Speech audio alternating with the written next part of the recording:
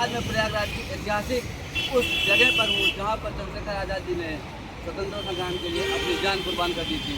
और यहाँ पर कुछ ऐसे बच्चे मेरे साथ में खड़े हैं, कुछ ऐसे एम्प्लॉय मेरे साथ में खड़े हैं जो अपनी रोजी रोटी और रोज़मर्रा की ज़िंदगी को लेकर परेशान हैं और कंपनी के ऊपर इनके बड़े गंभीर और संगीन आरोप हैं। मैं इन लोगों से बात करता हूँ कि लोग प्रोटेस्ट कर रहे हैं आज प्रयागराज में चंद्रशेखर आज़ाद की गेट नंबर 3 पर, और इन सभी का आरोप अपने कंपनी के अधिकारियों और कंपनी के ऊपर है। और कंपनी है फ़ोन पे, जिन्होंने इनकी वेतन में कटौती किया हुआ है, जिन्होंने इनकी सैलरी और प्रमोशन के समय में जो भी पैसे मिलने वाले थे उसमें कटौती है, उसी को लेकर ये प्रोटेस्ट है।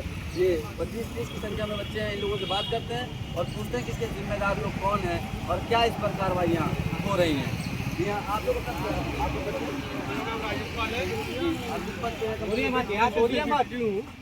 सेल्फ एग्जीक्यूटिव हैं और आपकी क्या शिकायत है कंपनी से? मेरी ये शिकायत है कि कंपनी के द्वारा पेमेंट की कटौती की जा रही, काम हम लोग पूरा कर रहे हैं समय पे, जबकि रिपोर्ट नहीं कोई दी जाती, फिर बाद का पैसा काटा जा रहा है। इसी की कंपनी के द्वारा कोई क्लियरेंस नहीं दिया जाता है। कितने महीने से चल रहा है ये? 2 महीने 3 महीने से चल रहा है। जनवरी से चल रहा है। और आपने अपने उच्च अधिकारियों से संपर्क किया तो उन अधिकारियों ने आपको कोई आश्वासन दिया, कोई बात कही इस पर? सर, हमारे अधिकारियों ने कोई आश्वासन नहीं दिया। इन्होंने कहा कि आप ज़्यादा कुछ करोगे तो मैं आपको टर्मिनेट करूँगा। आपका परिचय? सर, चंदन यादव, मैं फ़ोन पे कंपनी का एम्प्लॉई हूँ, बीडीए हैं जी। आपकी भी ऐसी शिकायत है? जी सर, मैं सुधीर कुमार सिंह। ये जो है पिछले 3 महीने से हमारी सैलरी कटौती हो रही है जी। इस पे हम लोगों ने सर पूरा सीनियर से बोला कि ऐसा है कि भाई सर मेरा देख लीजिए। जब आप कंपनी में आए उस समय आपकी सैलरी आपको कितनी बताई गई और कितनी लिखित में दी गई? सर, जब मैं कंपनी में आया तो मेरा सैलरी जो है 25,000 रुपया बताया गया।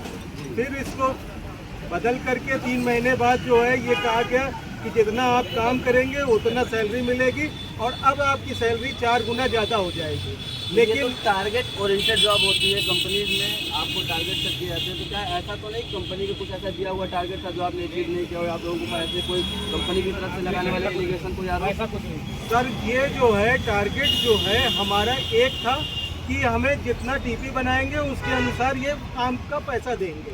ठीक है, हमारा टीपी भी बन रहा है, कोई रिपोर्ट नहीं आ रही है, ये अपने मनचाहा पैसा दे रहे हैं।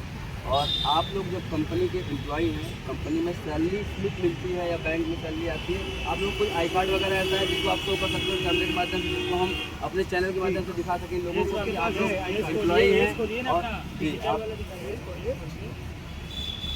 ये कैमरे पर दिखाइए आप लोग।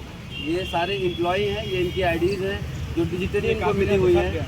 फ़ोन पे कंपनी के ऊपर एक बड़ा आरोप लग रहा है। ये प्रयागराज ज़िले में ये एम्प्लॉयर है सारे, और इन लोगों ने मेहनत की है और मेहनत के बाद में आज इनकी सैलरी में कटौती कर दी जा रही है, वेतनमान इनका काट दिया जा रहा है। और वेतनमान काटने के बाद में इनके अंदर पारिवारिक रूप से कितनी समस्याएं आ रही होंगी, क्योंकि रोजी रोटी से जुड़ा हुआ मामला है, घर के खर्च से जुड़ा हुआ मामला है, महंगाई दिन प्रतिदिन बढ़ रही है, लेकिन इनकी सैलरी में कटौती हो रही है। आप लोगों की जो भी मांग है कंपनी के उच्च अधिकारियों से या जो भी लोग हैं, आप लोग जो भी बताना चाहें तो हमारे कैमरे के माध्यम से बताइए ताकि उच्च अधिकारियों तक की बात पहुँचे। सर, हम लोग ये चाहते हैं कि पिछले साल दिसंबर 2025 तक जिस तरह से काम चल रहा था, अगस्त में हमको बीडीए बनाया गया था, प्रमोट करके बीडीए बनाया गया। बीडीए का फुल फॉर्म क्या है? Business development association. ओके, ठीक है सर, तो बीडीए बनाया गया। 2025 तक हम सब खुद से इंसेंटिव कमाते थे, कंपनी का टारगेट अचीव करते थे।